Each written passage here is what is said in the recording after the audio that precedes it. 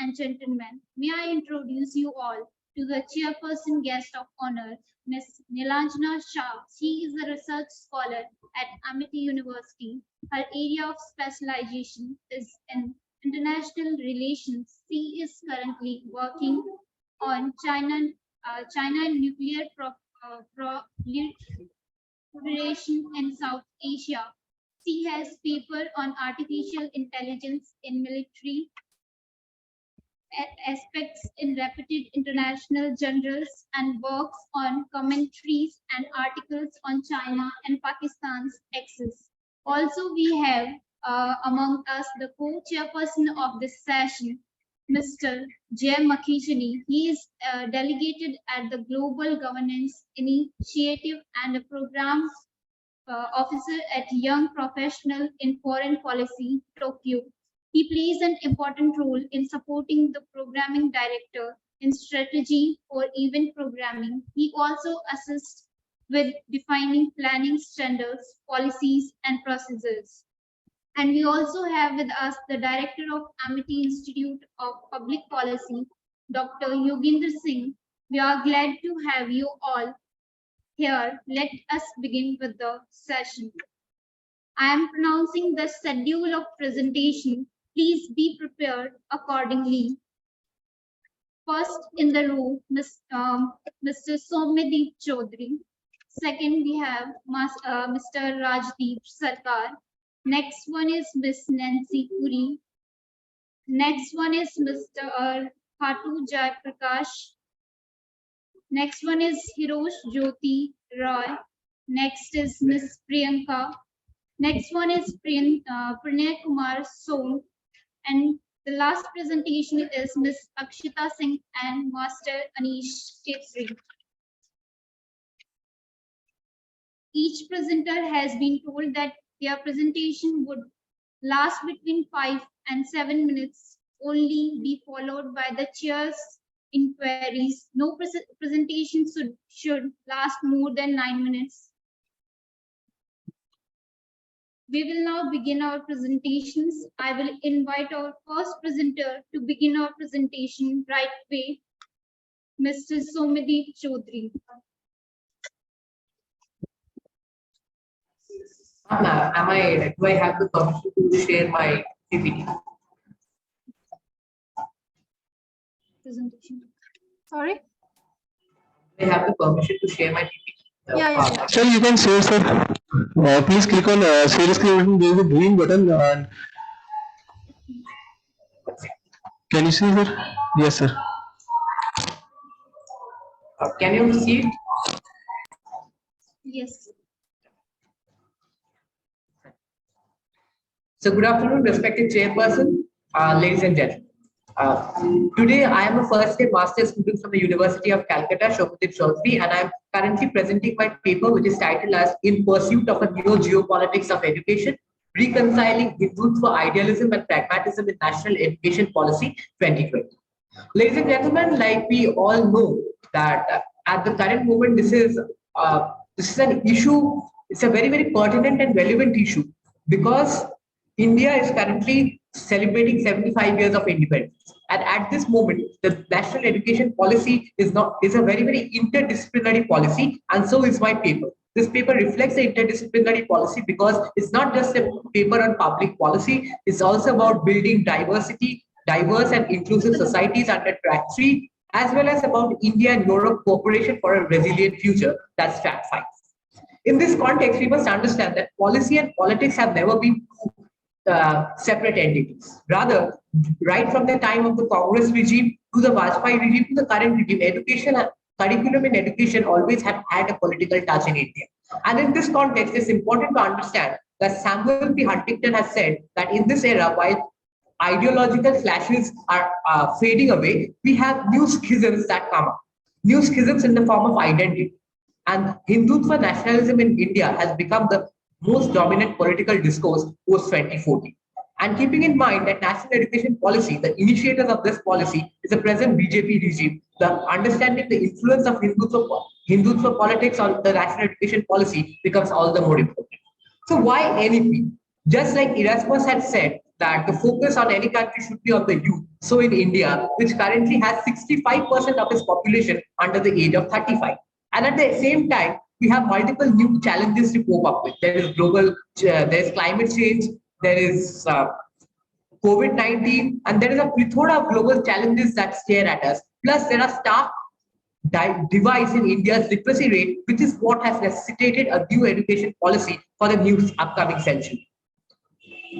In this case, Madam Chair, we will follow a procedure where I'll try to answer 4 research questions. One, what are the situational realities which have preempted such a policy to come up? Next, what are its major tenets and the gaps that it seeks to plug? Third, what are its political influences and inclinations? And fourth, where are the major challenges and how come India-European Union collaboration helped remedy these in opening up the gateways for a new geopolitics of education? Following an interdisciplinary mixed methods case study, where there will be a quantitative analysis of statistical data that will show how this policy can be compared with its predecessors. And thereafter, we have a textual content analysis of the draft policy to show the influences of Hindutva nationalism on this new education policy, which means we are bringing together political theory and the comparative method to interpret the social political phenomena of this sort. Modern India's educational trajectory begins with Macaulay's Minute on Indian Education, which is the most indelible imprint on the country's education framework. The next was the 1968 Kothari Commission reports, and we see a thrust on higher education, the proliferation of IIMs, IITs in the country. The next policy came in 1986, the National Education Policy 1986, which proposed the current 10 plus 3 plus 2 framework with a plan of action backed up in 1992, which is also known as Operation Black. But in spite of so many policies, where did the gaps remain? If we look at data, today we have a 74% literacy rate, but the gender divide is as high as 16.68%. There's a double-digit divide in literacy between the urban area and the rural areas. Yes, sorry to interrupt, but can you zoom in? Yeah, I will zoom. 1 second. Thank you.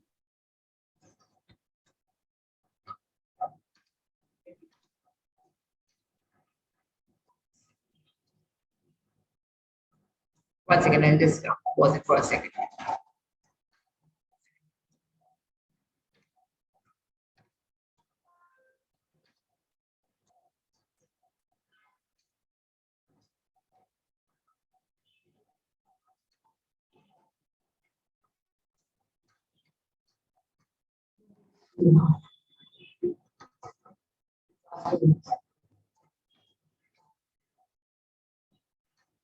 Ma'am, just confirm, I'll share it again.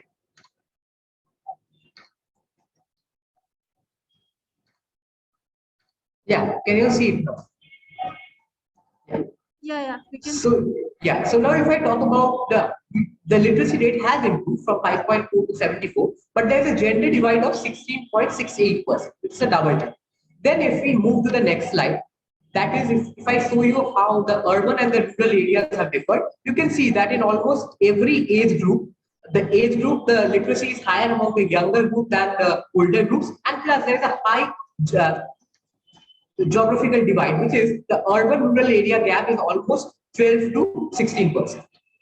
Next, the next gap is of course the geographical variation. If we have a state like Kerala, which has over 90% literacy rate, we also have states like Bihar, Tripura, and Rajasthan, which are continuing to struggle in the 60s. Plus, there is an additional factor that is very important in India, that is a caste factor. If you look at the rate of how the scheduled caste and the scheduled tribe literacy have been, scheduled tribe literacy, almost scheduled castes have currently a 68% literacy, which is 6% lower than the national average. While for the scheduled tribes, it is nearly 56%, which means it's even 10% less than the scheduled caste. So these are the real complexities which is pragmatically necessitating a new policy. So under this slide, we will now discuss the features of NEP and show how Hindutva nationalism has influenced these features. If I go through the major broad points, we are currently under a 5 plus 3 plus 3 plus 4 model, where the class 12 board exam, we have one board exam in class 12, and thereafter we have focus on research and development, teacher training, and a more application-oriented education system. But in doing this, where does education policy fall back on? The National Education Policy Draft 2020 clearly mentions that in achieving these objectives, The rich heritage of ancient and eternal Indian knowledge and thought will be the guiding light for this policy. And in this context, I take you to Hindutva nationalism.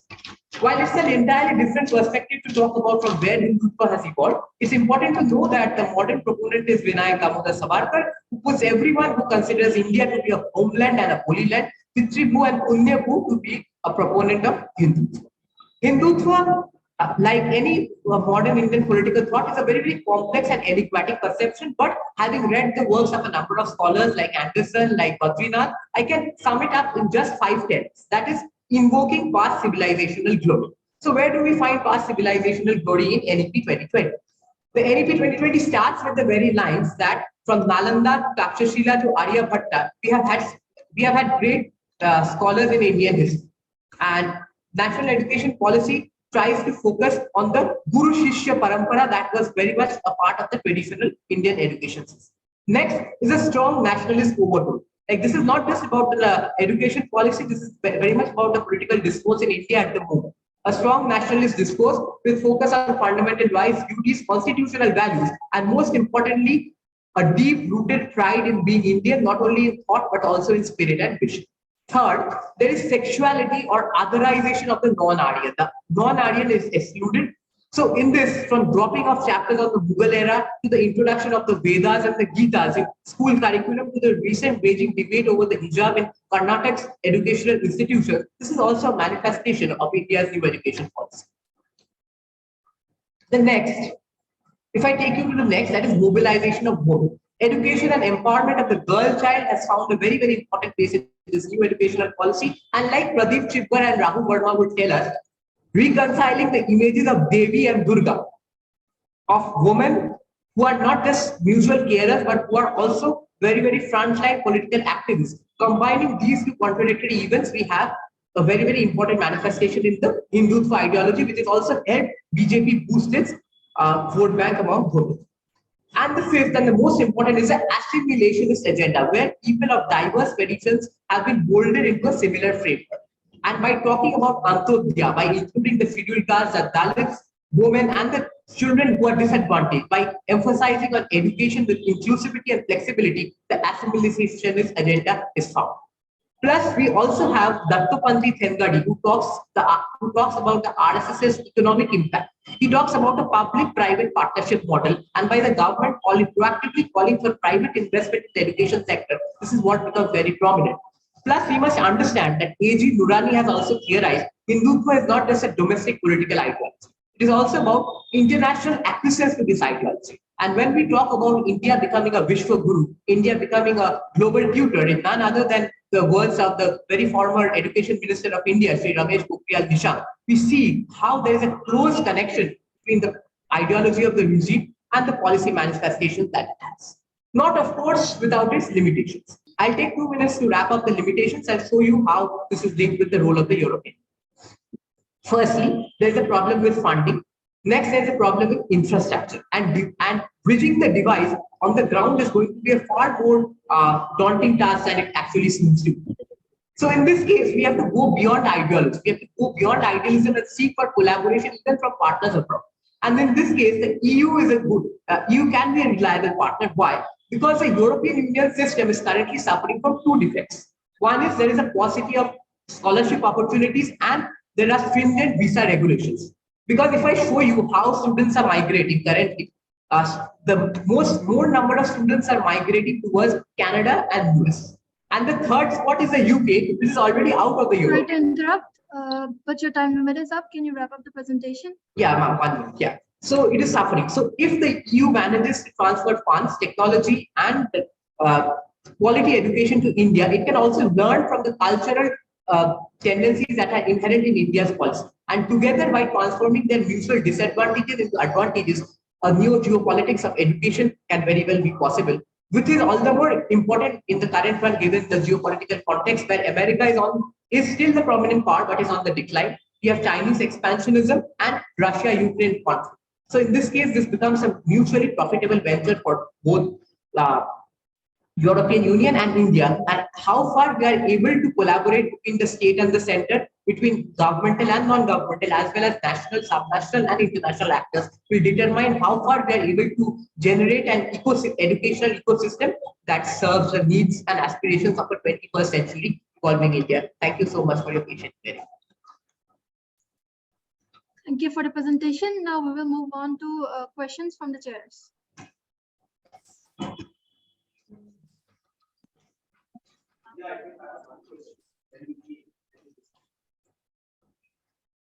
Excuse me, can you hear me? Yes, ma'am. Sir, I'll repeat the question.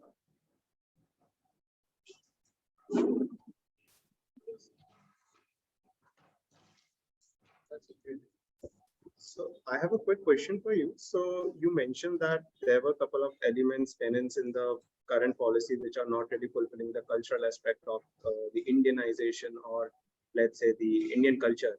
So what are your probable solutions to that? And also the subpart of also that you mentioned there are missing elements from the current policy where they are promoting Hindutva and they are kind of promoting anti-Islamic things, or promote not showcasing the Gujarat right, etc.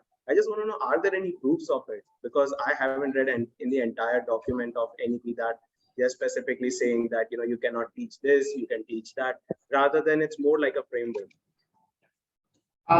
So when we are dealing with, just like I said, that the very beginning, my point was that politics and policy, you cannot really separate them.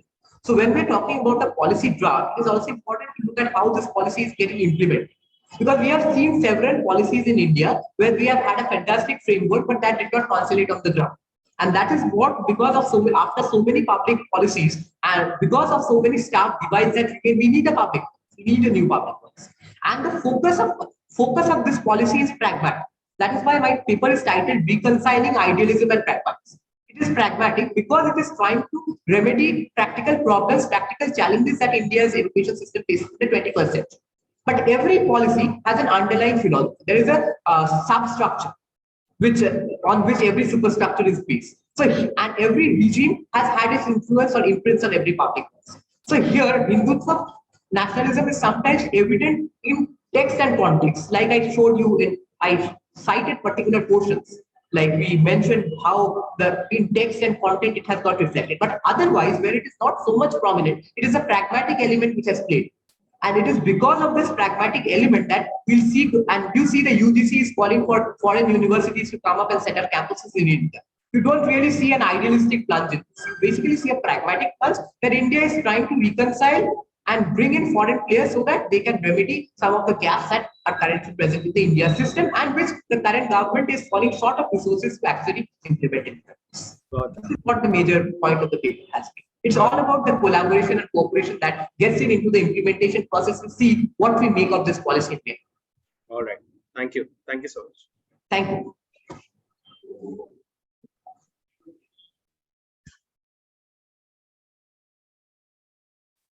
Hi.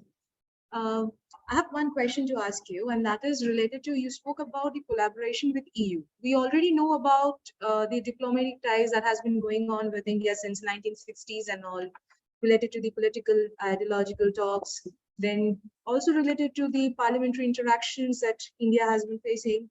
And from 2020, like not basically from 2020, but from 2018 onwards, if we see that the track has been taking a shift to a mere economic perspective, right? So how far do you think that your research is actually relevant in talking of NEP 2020? That too in terms of collaborating with EU. Yeah. If you see the current scenario in Europe, Europe basically is stuck in 3 points. One is America. Just a few days back, the president of France, Macron, said we cannot be dictated by American terms. Next, you see we are stuck in the Russia-Ukraine conflict, which is ravaging mainland Europe. Second, and the third is of course Chinese expansion. And so far as we see these three threats operating, we will see that the West and India will have a mutual collaboration, a mutual set of shared interests. And we see India's policy has not taken a very, very militaristic stance with the UK. Just like you mentioned, we had a very economistic stance. And by attracting foreign investment in education, by attracting foreign players, we are trying to further bolster this economic policy. And because if you see, well, just like I mentioned, the UGC policy of welcoming foreign universities, just like we are talking about more lax visa norms are attracting students. So this is part of the economic policy. This is part of India's soft power policy, right? That is becoming very important. And this is also a manifestation of the Hindutva ideology, where if you need acquiescence, international acquiescence to your ideology, you must ensure legitimacy. It's not always force. It's about obedience with a sanction that, yes, this is something that is important because it's a project that will be mutually beneficial and hence this can be implemented. And moreover, NEP is not just a done deal now. You must understand this is a prospective future. We are looking at a future policy and the policy which is yet to be implemented. So how and why this could be important, I have shown. How it plays out will of course be a task of implementation and collaboration between these stakeholders.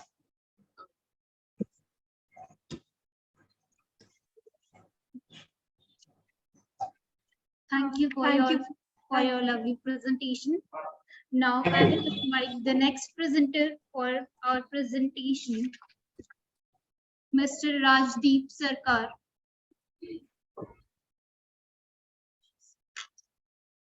My presenters, after they have done, they can leave, right? Yeah. Yeah, thank you. Yeah, this is Rajdeep. Can you hear me? Yes. Yeah, good afternoon to the chair, to my fellow panelists and the audience. I'm going to be presenting on Afghanistan. So I'm just going to share my slideshow. Just give me one moment.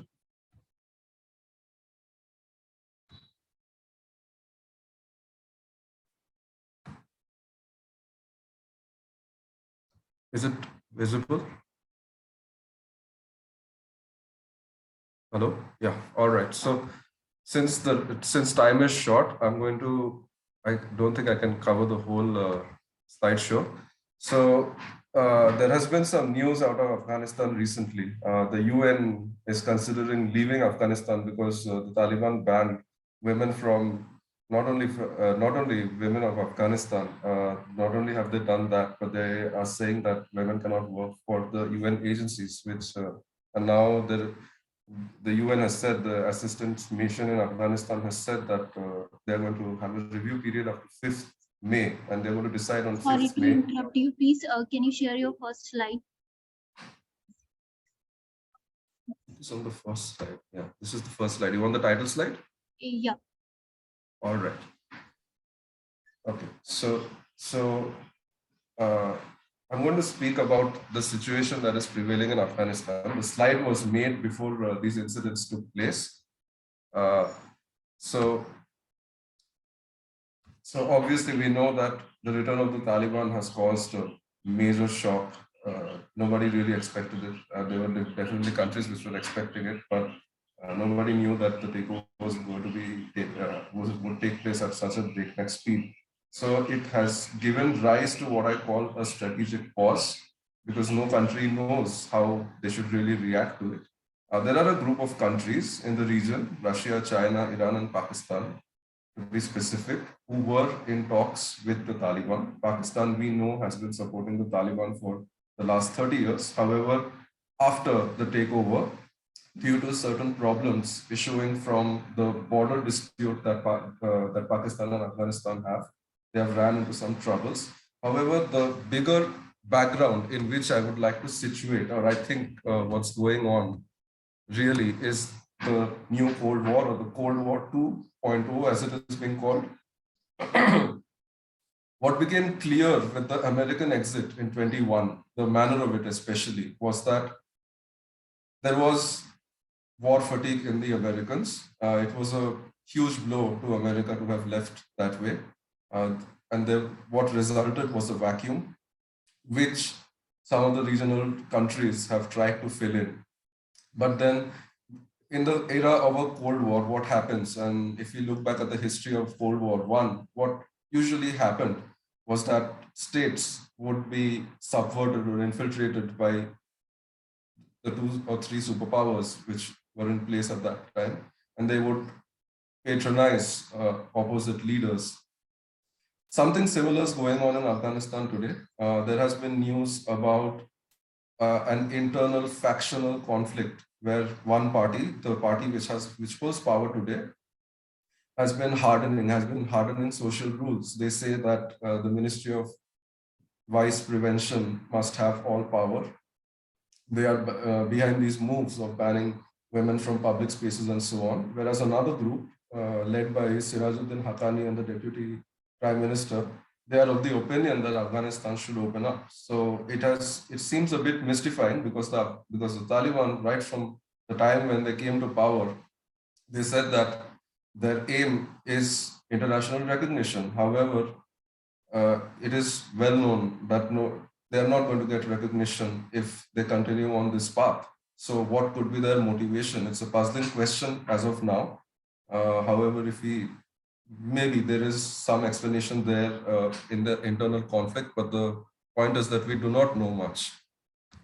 Let me go to certain scenarios, and I listed down 5 scenarios that might take place from here, depending on what the situation would be, how it would unfold. It seems that scenario 1, if you can read scenario 1, ethnic or religious tensions lead to active domestic resistance against Taliban with external assistance.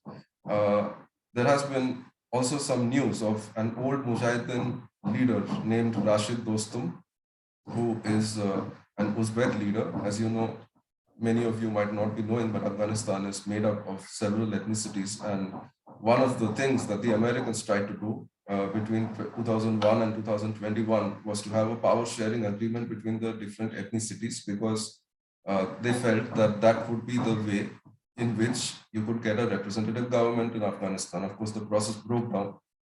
So after 2021, we have seen a little bit of resistance centered in the Panjshir Valley, but it did not really get off the ground because there was no external assistance. There was a difference from the late 90s when Russia, Iran, India, and partly China as well were firmly assisting the Northern Alliance, as it was called then. But we did not see any such support this time, leading to, well, the resistance continues, but it is lukewarm and it is hemmed up in Panjshir Valley. So, but then the statement of Rashid Dostum, which was issued on Monday, I think Monday or Sunday, just 2 or 3 days ago, is very important. He said that he does not believe in war. He does not want war in Afghanistan. However, if the persecution of ethnic minorities continue, then he would be forced to have a rethink. Now, this is a very important point because it is important to remember that in the 90s, in the first tenure of the Taliban between 1996 and 2001, the Taliban never controlled the whole of the country. They had control over Kabul and much of the southern and southeastern parts of Afghanistan, but not in the north of Afghanistan. The situation is a bit different today. However, in case an ethnic insurgency or ethnic resistance begins in Afghanistan, it will become a much more complicated picture. So that is one scenario, although it is essential for such a resistance to take off, to launch, that there must be external assistance. One of the reasons why the resistance in Panjshir Valley is not amounting to much is it's a landlocked province. However, if there is resistance in the north of the country, then there would be logistical and communication lines with the Central Asian republics, so that could change the situation. And I would also like to come to scenario 4, which could also change the situation in Afghanistan. When in 2001, the US invaded Afghanistan, it was as a reaction to 9/11 and not because of social justice issues. This is something that many people don't tend to remember, that the Afghanistan was, if anything, more brutal in their first tenure. So we are seeing something similar right from the beginning, but it seems to Sorry have... for the interruption. Yes. Your time is over. Can you wrap up the presentation, please? Yes, sure. Just give me 1 minute and I'll wrap it up. Yeah, so so scenario 4, in case a major terrorist attack were to take place in US or Afghanistan, and recently the US Chief of Command has said that there are terrorist groups which are capable of launching strikes in Asia or in Europe. So that could be a big game changer. However, finally, to wrap up, I would just like to focus for 1 minute on the Cold War, the new Cold War that is driving some of the dynamics. The Ukraine war has hardened the divide between the West and the anti-West, so to speak. Russia is the only country which last year abstained from an extension of the UN mission in Afghanistan. And now we are seeing possibly on May 5th that the UN assistance mission could be closed down. This would be a humanitarian disaster for Afghanistan. India's policy so far has been humanitarian assistance to Afghanistan.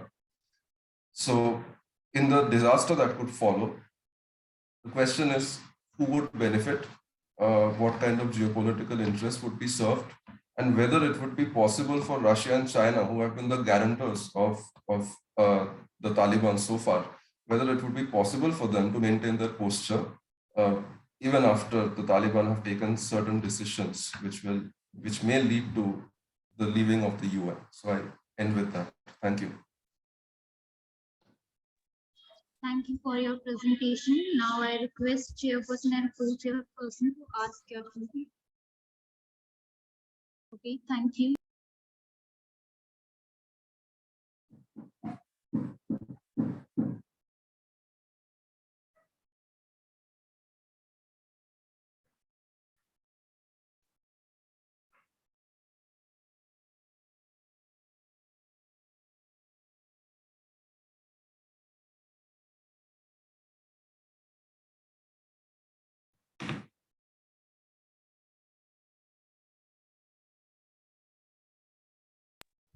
Okay, thank you. We will proceed with the session. Bye. Thank you, Mr. Rajiv Sarkar. That's the end of the presentation. And now we will move on to the next presentation. Now I will invite the next presenter for our presentation, Mr. Khatu Jayesh Jayaprakash.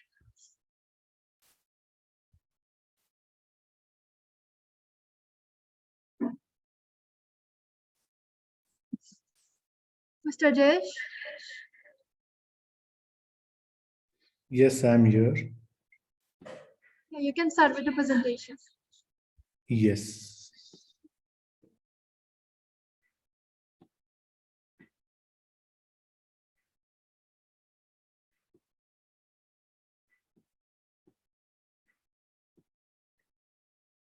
Actually, I'm finding it difficult to share my screen. So can I present after this?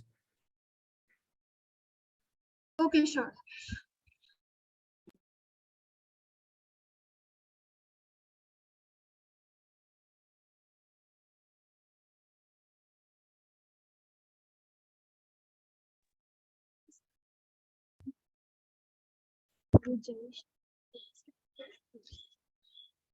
Now I will invite the next presenter of our presentation, Mr. Pranay Kumar Shul.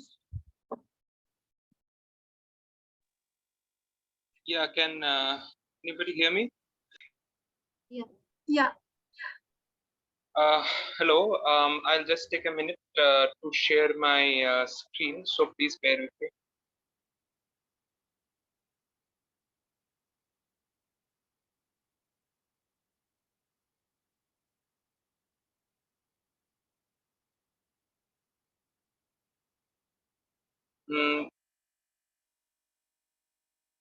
Can people see the presentation, the Microsoft PowerPoint presentation? Not yet.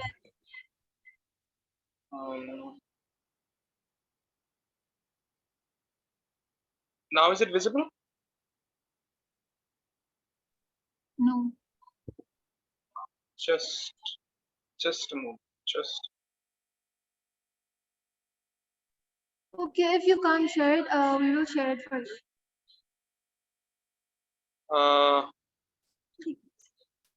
But just bear with me. I will just take a minute.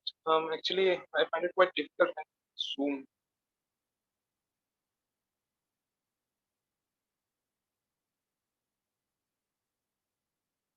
Okay, now is it visible? Hello. Yes. Okay. Fine. Right. So my paper is on impact of geopolitical conflicts, India and Europe in a changing world.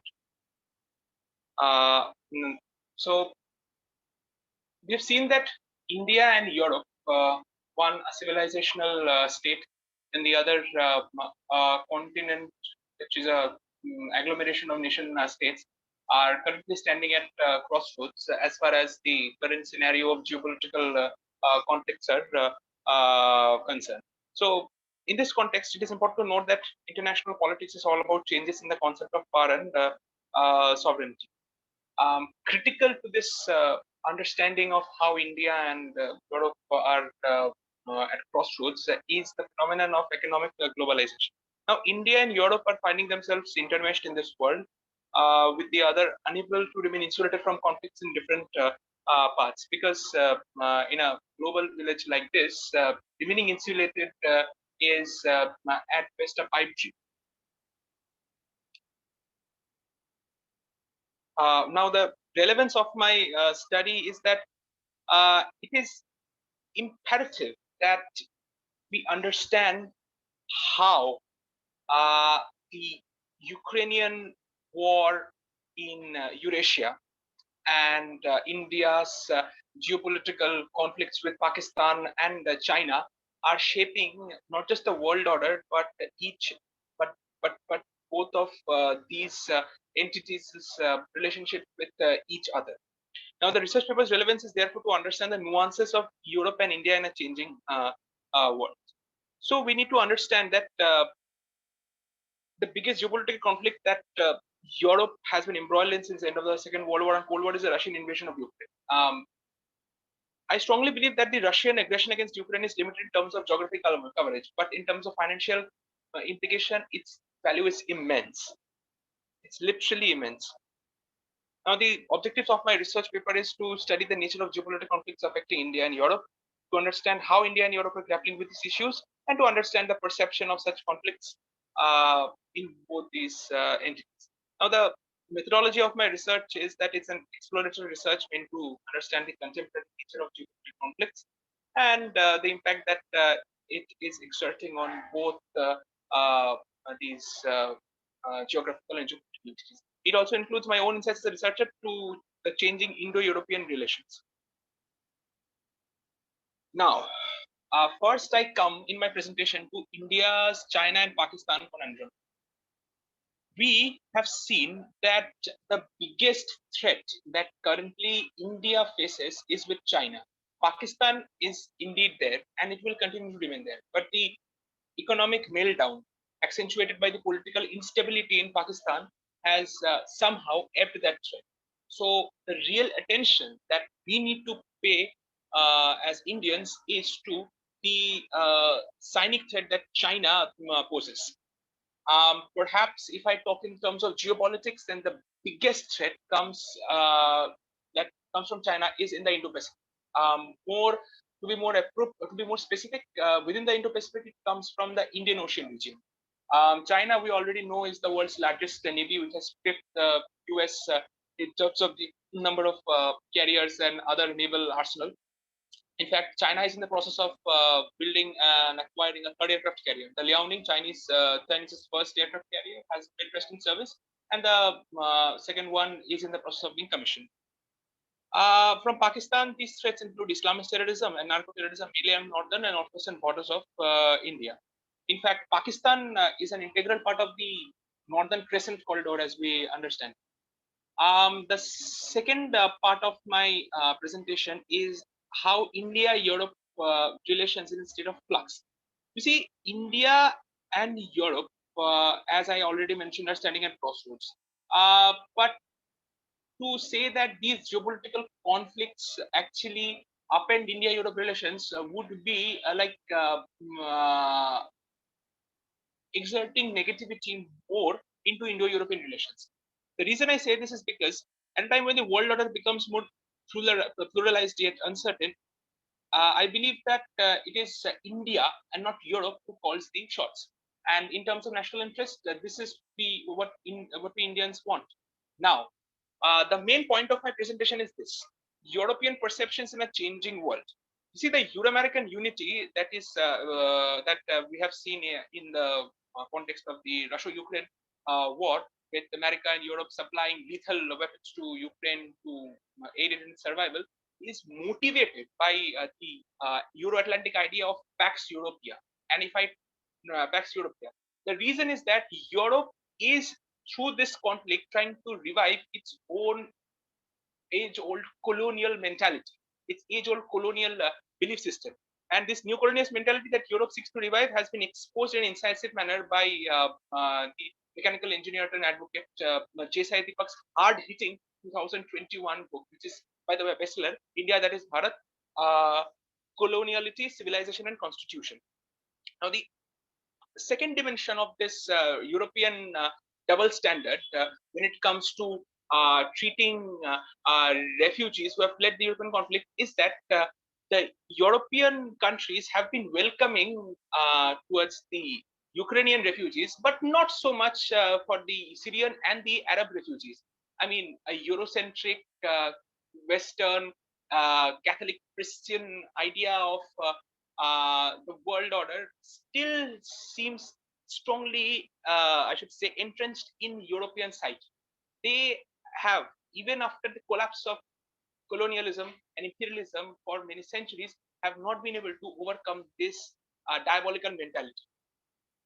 Now, what is this Indian perception? The Indian perception has been a judicious mixture of international law and Indic consciousness, believing in the primacy of peaceful world order, which has been driven by India's ambition of becoming a Vishwaguru. In that context, it's necessary to understand that the Modi government has been trying to hard sell the Indian values of equality, peace, spiritual oneness of the world. It has called it, although certainly the European notion of nationhood, and has been hard selling the Indic notion of foreign policy in the post-industrial and post-modern society. And this Indic notion of foreign policy is best captured by India being a moral politic superpower, while many foreign policy experts this in this age would term India's foreign policy as a judicious mixture of pragmatic and realist world order. I believe that it is more a combination of real politic and moral politic world order. Now, the Sorry, problem. excuse me, sir. Yeah. Your time limit is up. Please sum up the presentation. Okay. Now, I'll just take a minute. Now, the main problem India is facing is India's Russia conundrum. Obviously, we know because India and Russia have been friends. I mean, with the best of buddies ever since Hi. Hi, can you share your insights directly? What is the way forward? Okay. This is my recommendation or other insights, whatever you may call it. It's clear that Indian and European responses will be nuanced, cautious, being mindful of each other's national interests, while at the same time promoting each other's mutual ambitions. Surely, Europe and India would want to find themselves in a win-win situation and reduce their responses, not reduce their responses to a zero-sum game. Thank you.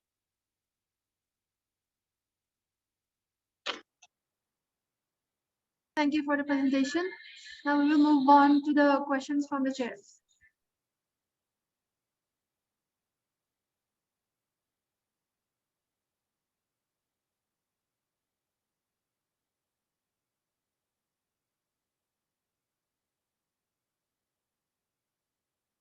Excuse me, Pranay, you have no questions, so you are done with the presentation. Okay.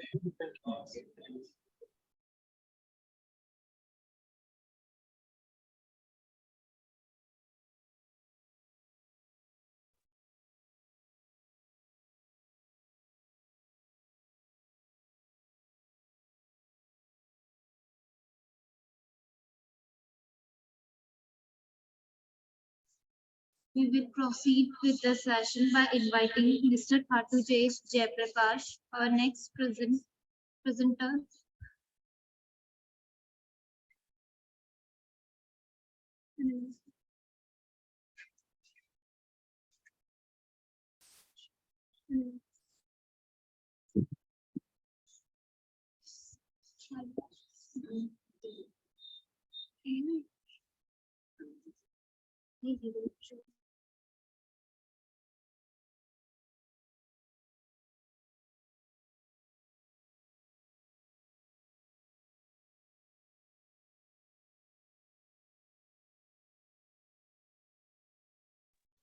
Since Mr. Jayesh is not here, we'll move on to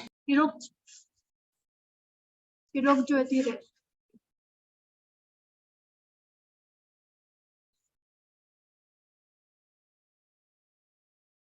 The title of my paper is European Union and uh, European Union and primary commodity trade, a saga of international banana trade. In this paper, I have looked at the politics of international banana trade through European Union and uh, World Trade Organization. As we all know, banana trade mainly includes 15 exporting countries that primarily belong to the developing least developed countries. Among the major 15 exporters, six are Excuse me, from Caribbean. you have not shared your presentation. Ma'am, I don't have a PPT for the presentation, which I have mentioned earlier through mail.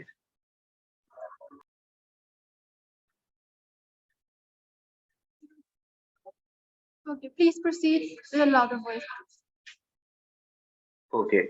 Uh, the main uh, the main highlight of the paper is the story of banana trade, banana related dispute that the WTO reveals in interesting aspects about how countries build alliance based on the products that they traded, the various issues that come up in the course of negotiations, and more fundamentally, the trade of dispute settlement process of the World Trade Organization, given the constituencies that export and import bananas. The WTO related disputes related to banana reveal important facet of power imbalances that exist within the WTO system. There have been 9 disputes, which among that 9 disputes, 6 disputes related to European Union and banana exporting or producing countries. Uh, so, if we look at the major importers, we can find that the major portion of export bananas originated from dollar zone countries like Ecuador, Colombia, Costa Rica, Philippines, Guatemala, Honduras, and Panama, while African and Caribbean Pacific zone countries like Windward Island, Dominican Republic, Jamaica, Ivory Coast, Cameroon, Ghana export a relatively small percentage of bananas. Banana trade is also region-centric. Historically, SAP bananas trade was concentrated in the European region, now European Union, while on the other hand, Latin American countries would export their bananas mainly to America and Russia. The major importers of bananas are seen. Like, we can find that EU and the US both accounted nearly 60% of their bananas. So the banana dispute, which the bananas are to us what cars to uh, Detroit, like, and thus the importance of bananas for ACP states and their dependency on the European market for subsistence can be seen. Hence, through various restrictions, provisions, the EU and its import banana regime limited the supply of dollar bananas or Latin American bananas to their markets. However, as a result of this, bananas became more expensive for the European consumers. By the end of 1990s, it became evident that the banana regime of Europe presented enormous problems and challenges to the WTO rules. To preserve Caribbean countries' preferential access, these European states initiated a global campaign against the procedure, doctrine, and structure of the WTO. There are 6 cases which were filed by the exporters against EU, uh, raised various issues of international trade regulations, rules like most favored nation, market access, national treatment on international taxation and regulation, general elimination of quantitative restrictions, and issues like administration and of import license. So, uh, in conclusion, I would like to say that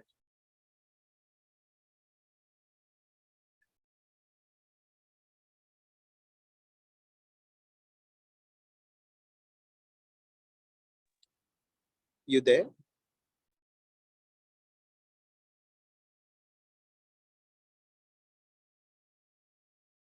the outcome in the WTO. So banana disputes at the WTO in general. We lost you for a bit. Can you just repeat your recommendations?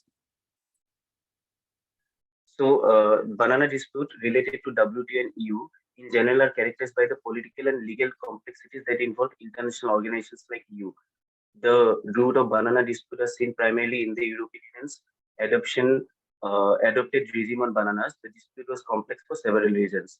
So that is my main argument.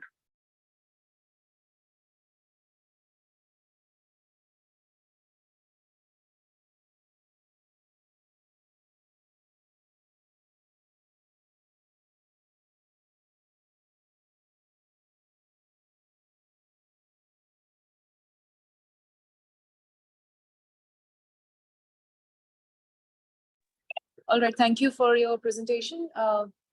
We'll move on to the next speaker.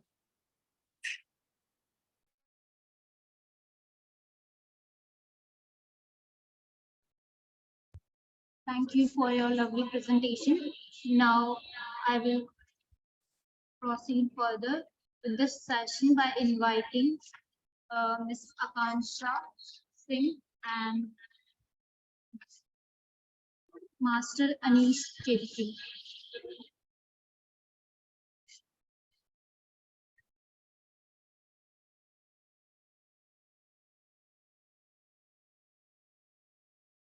Thank you. Your presentation indeed added to on our knowledge. Now we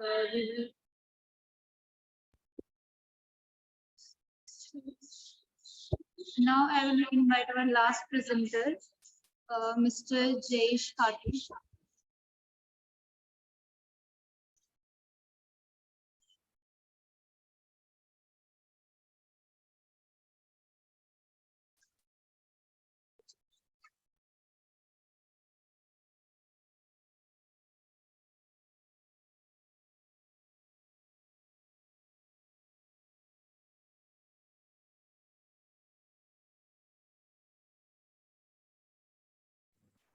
Yeah, can you see my screen? Yes. Yeah, so good afternoon, everyone. My name is Jayesh Khatu. I'm a senior research fellow and a doctoral candidate at the Center for European Studies, JNU. So the topic of my paper is understanding the growing economic and strategic synergies between India and the EU amidst the Russia-Ukraine war. So as we all know that Russia's full-scale invasion of Ukraine has entered its second year, and the war between the two European neighbors has been intensifying, and there is no end in sight. It has called into question sovereignty, territorial integrity, and relations between European nation states. The EU-Russia relations are not immune to such consequences, and we can see that EU has put sanctions on Russia and trade has plummeted. The EU characterizes this war as not just between democracies and autocracies, but it believes that it is clash of two worlds, two polar set of values. On the contrary, if we see India, far from directly condemning its traditional partner Russia, it has been deepening ties with it. And this is the first time in the history of bilateral trade between India and Russia that the trade has soared to an all-time high of $18.23 billion. So how do we understand this? So the relevance of this study is to understand how these two actors, that is India and EU, act when their core interests collide. Like if EU is putting forth values in front, in the current scenario, India is acting more as a mercantilist and putting economic at its front. Second is to comprehend whether values can surpass economic and strategic relations, and also to understand how the bilateral relations are affecting the world trade during the time of crisis. The research objectives are to examine the relations in the current context, to see the trajectory of the relations, to analyze the aspect of economic cooperation and the strategic cooperation. I am employing actorness as a model for analysis. The EU is capable of both organizing itself internally as well as taking actions externally in international relations. So I have characterized these two as rational economic actors, and the study is more of a qualitative one. I'll share my results. Before that, like, what is this rational economic actors? So rational economic actors are the ones who make their choices based on calculations and information available to them with values that stand secondary. If you see that the relations between the two, India and the EU, have been largely unaffected because of they are rational economic actors.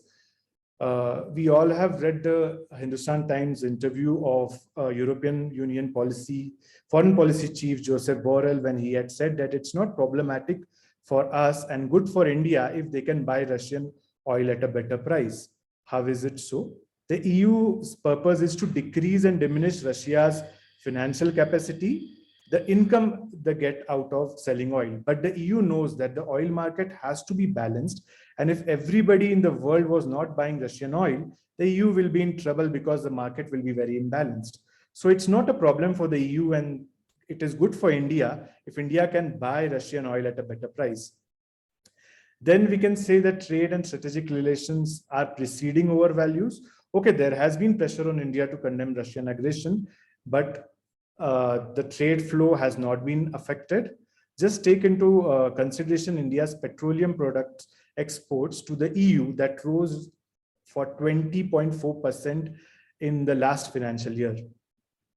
So at a time when India's oil imports from Russia have surged to historic highs, higher export of refined products to the EU suggests that India refiners, particularly the private sector players, are rushing to partly fill the supply gap for the region as it shuns Russian crude and products. It is good for the global trade too. If we want to understand India's position, how EU is adjusting to India's position in the current scenario, so from the global oil market perspective, like suppliers like India are helping to maintain a demand-supply balance while preventing extreme price shocks. So it is beneficial for EU also.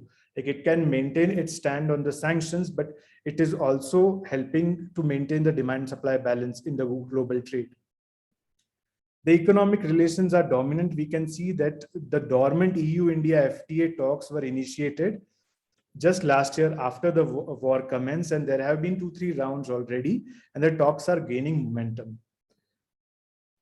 I have already explained these, so I'll directly come to the recommendations. So these are the general recommendations. Increase economic engagement. So India and EU can deepen economic engagement by exploring new areas of cooperation, such as space technology, artificial intelligence, 5G.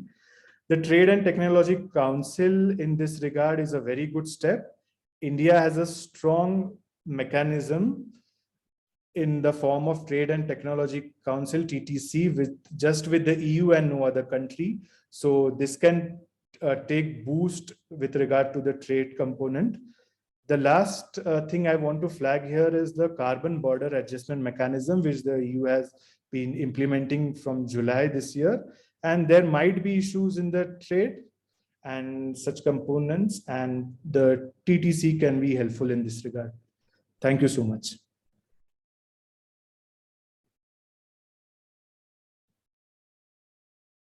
Yeah, I'm done with the presentation. Thank you for the presentation. Now question from the judges. I think just one correction, Jayesh. Yes. The CBAM framework or the CBAM policy gonna become effective from August or October. It's not from July. Okay, okay. Yeah, just a correction. Thank you.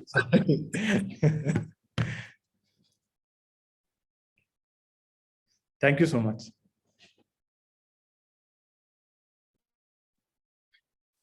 Thank you for the presentation. Now you're done with the presentation, Jay. Yeah. Thank you for your presentation here, ladies and gentlemen. Now, I do hope you have a productive and a fulfilling day ahead. Now, I request Dr. Yogendra Singh to present memento and saplings to our chairperson, Nilanjana Shah.